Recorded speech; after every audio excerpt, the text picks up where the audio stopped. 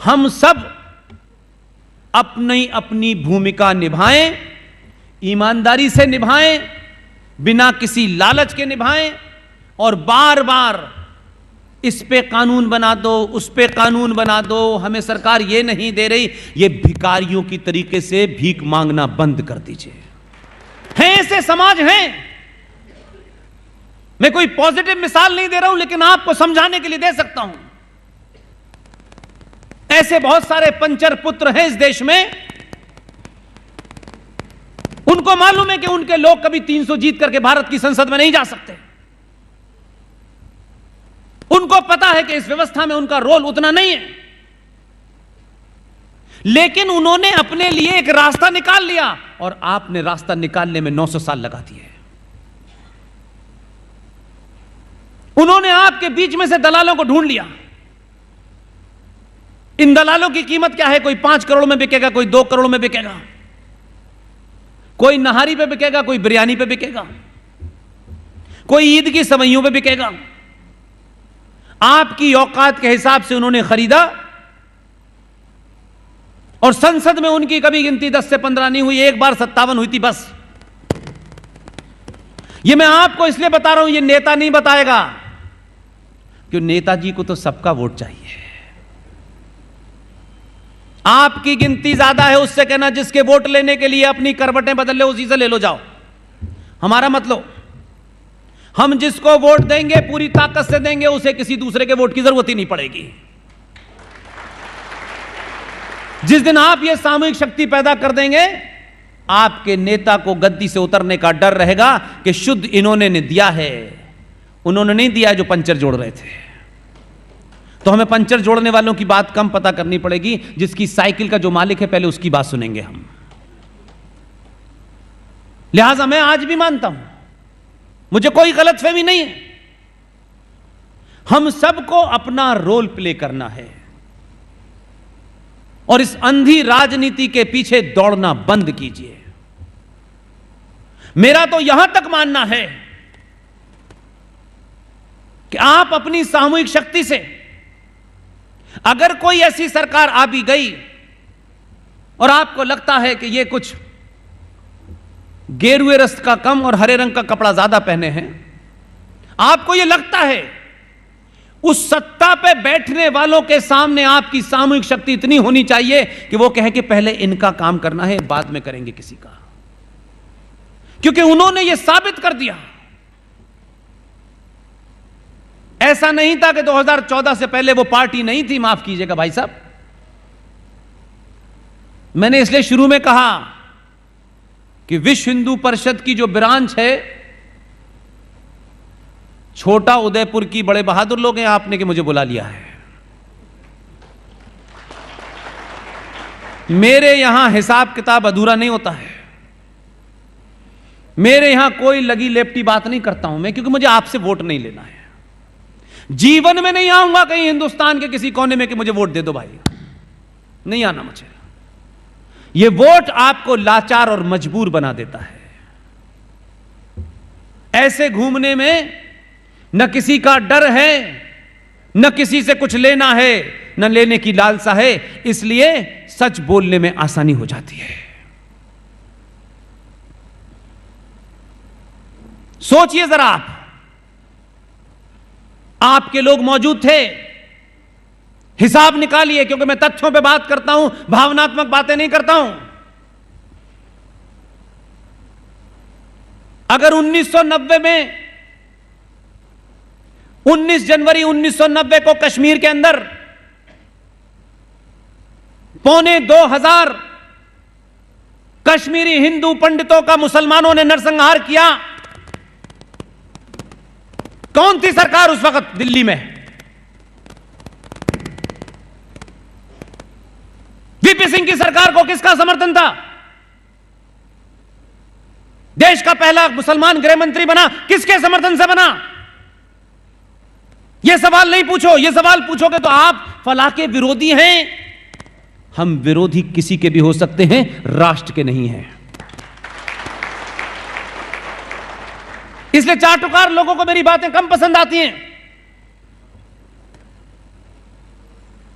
2 दिसंबर 1989 को वीपी सिंह की सरकार ने शपथ ली। 8 दिसंबर 1989 को आजाद भारत में पहला गृह मंत्री मुसलमान बना जम्मू कश्मीर का मुफ्ती मोहम्मद सईद। कौन नहीं जानता मुफ्ती मोहम्मद सईद का क्या चरित्र है, लेकिन स्वार्थ के लिए हम चुप बैठे रहे, क्योंकि राष्ट्र से ज्यादा राजनीति हमें प्यारी थी, चाहे चवन्नी की राजनीति मिली हमको। डेट याद रखा करिए, डेट 2 दिसंबर को शपथ हुई, 8 दिसंबर को उस मुफ्ती मोहम्मद सईद ने अपनी बेटी का अपहरण कराया, क्योंकि उसको 4 आतंकवादी जो अंतरराष्ट्रीय थे वो छोड़ने थे। उनका कमिटमेंट देखिए। 8 तारीख को उसकी बेटी का अपहरण होता है, 4 दिन बाद बेटी वापस आ जाती है, और 2 दिसंबर को शपथ लेने से जरा गिनती करिए, 19 जनवरी 1990, मात्र 54 से 55 दिन के अंदर कश्मीर में, आजाद भारत में, अपने ही राज्य से बहुसंख्यक समाज की रिप्रेजेंट करने वाले, नुमाइंदगी करने वाले भगवान आचार्य ऋषि कश्यप के वंशज, उनको उनकी उपासना के कारण कश्मीर के जिहादी मुसलमानों ने, जो सत्ता में थे, जो व्यवस्था में थे, जो सड़कों पे थे, जो मस्जिद पे थे, उनका नरसंहार कर दिया और 5.5 लाख कश्मीरी हिंदू पंडितों को अपने देश से वापस भागने के लिए मजबूर कर दिया। सत्तागिरी, सत्ता से समर्थन वापस लिया था हिंदुओं के नाम पे, नहीं लिया था, नहीं लिया था। स्वार्थ कुछ और था। ढकोसला मत कीजिए, मुझे ढकोसले वालों से बड़ी नफरत है। या तो आप कहिए हम चाटुकार हैं, सत्ता के दलाल हैं, तो करिए, लेकिन इतने करोड़ लोगों की भावनाओं से मत खेलिए। उन्होंने आपको इसलिए नहीं बैठाया है कि आप हमें नई परिभाषा देने लगे। इसलिए 5.5 लाख कश्मीरी हिंदू पंडित, जिन्होंने अपने जीवन में कभी जोर से आवाज नहीं निकाली, चौराहों चौराहों, सड़कों सड़कों पर बहन बेटियों का रेप ही नहीं हुआ, टुकड़े करके डाल दिए। यह घटना 1990 की है, यह औरंगजेब के जमाने की नहीं है, यह आजाद भारत के जमाने की है। हमने बड़ी जुडिशरी की बातें सुनी हैं। JKLF नाम का एक आतंकी संगठन था जम्मू कश्मीर में। उस आतंकी संगठन के एक सदस्य ने जम्मू कश्मीर में एक हिंदू इंस्पेक्टर की हत्या कर दी। सजा हुई, कोर्ट में केस चला, जज साहब ने उसे सजाए मौत दी, और ऑर्डर सुनाने के बाद जज साहब अपने चैम्बर से बाहर निकले, सड़क पे आए, उनके चिथड़े कर दिए। देश की जुडिशरी का मुंह बंद, सत्ताओं का, व्यवस्थाओं का मुंह बंद, हिंदुओं के ठेकेदारों का मुंह बंद। कौन लड़ेगा आपके लिए? किसकी बात कर रहे हैं आप? इसलिए सच बोलिए। अगर इतिहास ने आपको 700 साल बाद यह बोध कराया है कि सच बोलना है, तो मैं आपसे एक ही विनती करने आया हूं। अलग अलग अपने अपने स्वार्थों के लिए अगर आप लड़े तो एक भी नहीं बचेगा,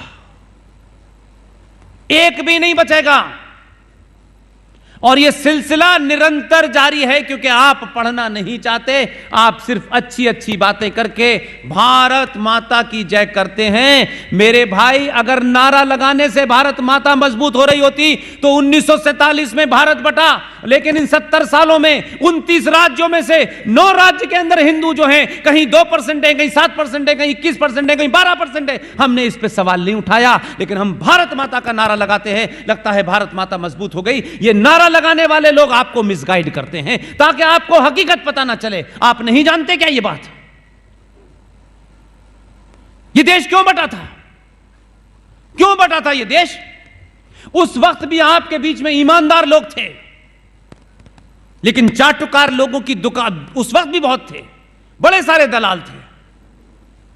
और भारतीय राजनीति में एक महान शख्स, यह कहने की हिम्मत होनी चाहिए, इसलिए मैंने कहा अगर आप करोड़ों लोगों के बीच में भी सच कहने की हिम्मत रखते हैं, हो सकता है कुछ लोग नाराज हो जाएं, लेकिन हफ्ते भर बाद उन्हें पता चलेगा कि बात सही थी, आपके स्वार्थों को चोट पहुंचा रही थी, इसलिए आप नाराज हैं। अपने स्वार्थों से ऊपर उठेंगे तो कहेंगे बात तो सही है। इसलिए भारतीय राजनीति में एक ईमानदार शख्स जो डंके की चोट पे उस वक्त भी बोलता था, और उसकी किताबें आज उससे ज्यादा चिल्ला चिल्ला के बता रही हैं, लेकिन दलालों ने वो इतिहास नहीं पढ़ाया, कॉलेज में नहीं पढ़ाया। समझ में आता है, हमारे यहां ज्ञान बहुत देने वाले मिलते हैं, मौला मौला और अली अली भी बता देते हैं राम कथा के बीच में वो, लेकिन ये नहीं बताते कि अगर भारतीय समाज को सच हम बता देंगे तो इस समाज के अंदर से कायरता निकल जाएगी। उस दौर के नेताओं में एक नाम है, उसकी जाति क्या है इससे मुझे कोई लेना देना नहीं है। वो बहादुर था उस वक्त भी, और उसकी किताब आज चिल्ला चिल्ला के बोलती है कि उसने ये बात साफ साफ कही। और कायर, कमजोर हिंदू नेता, हिंदू संगठन उसको नहीं पढ़ाते, क्योंकि जो उनका फ्रॉड नैरेटिव है वो टूट जाएगा।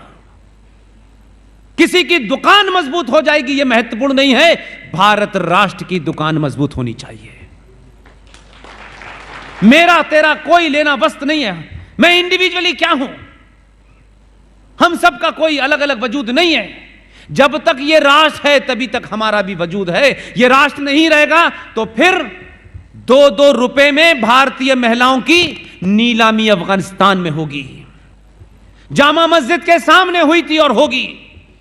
इसलिए आप अपने निजी स्वार्थों को लेकर के, मैं तो ब्राह्मण हूं, मैं तो ठाकुर हूं, मैं तो बनिया हूं, मैं तो पैसे वाला हूं, माफ कीजिएगा, कश्मीर में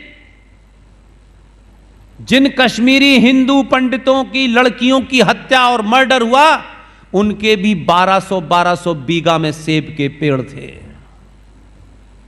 वो भी दुनिया के परम ज्ञानी थे। उन्होंने समझा जैसे हम हैं वैसे ही दूसरे हैं, इसी में चूक कर गए।